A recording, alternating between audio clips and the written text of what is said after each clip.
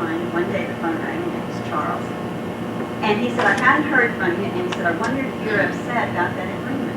And I said, well, I kind of wondered about it. It's kind of been on my mind. And he said, well, I showed it to my sister, and she said it sounded like we're all a bunch of stuffed shirts.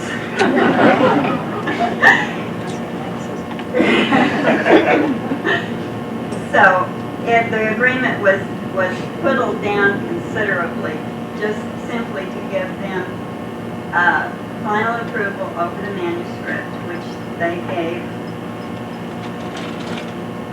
unanimously, and also, some other little things. Okay. So this letter came from Charles. As I mentioned on the phone, of the 8 children of RAF's second marriage, 2 sons have died, but William still lives in New Mexico, and Charles, my father, is here in California. Now this is Chuck. I don't know if that's the letter. The same weekend I received your letter, I also got a phone call from a cousin I hadn't seen in perhaps 10 years with the news of his mother's death. He will be of interest since he is R. Atkinson Fox III. His father died a few years ago, which means one lost link, but number 3 has paintings and a number of photos.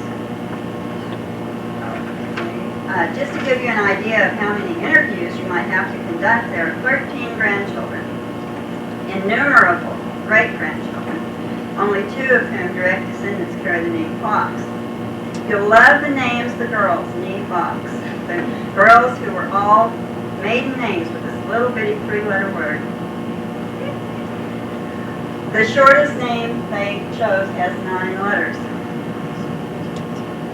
One thing I forgot to mention on the phone, one aunt of mine, the one in California, got a cryptic call from her bridesmaid of many years ago saying someone is trying to find information about you people.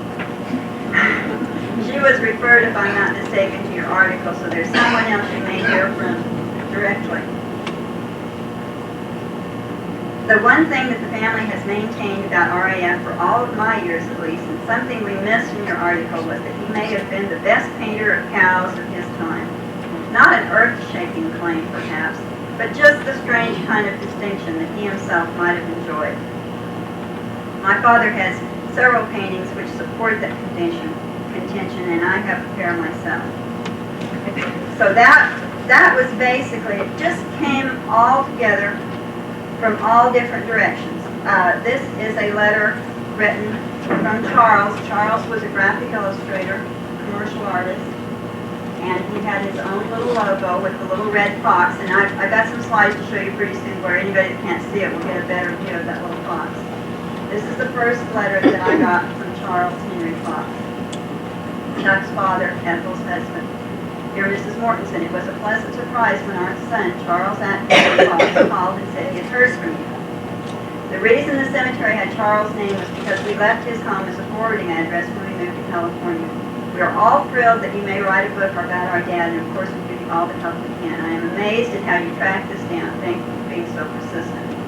My wife went to the library for a copy of The Antique Trader, but couldn't take it out, so went to a couple of antique dealers and finally got one.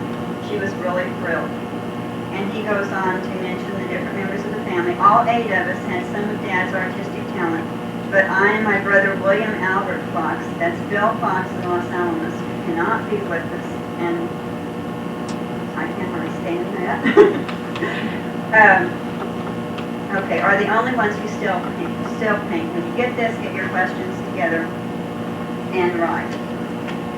This is another letter from Chuck that tells a story about the sugar spoon. And there are many stories. I'm sure you've all read the book, and most of this information and the stories are in the book, but one of my favorites, don't you tear up. One of my favorites is, they talk about never being spanked. They would be sent to a corner.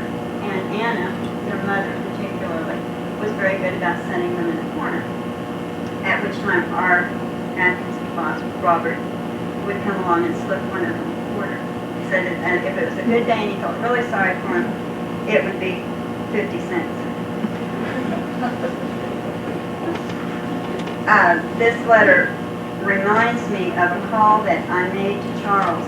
I called him for some reason, and Ethel answered, and Charles was outside. She said he was outside doing something to the wheels of their home.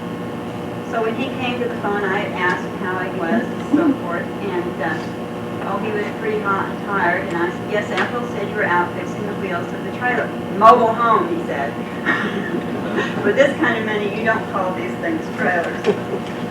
So he was really fun to deal with and really fun to talk to.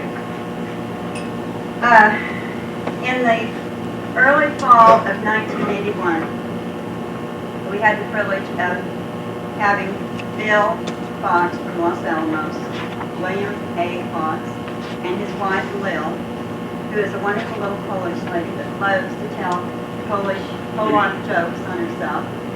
Here is the little white poodle, Gypsy.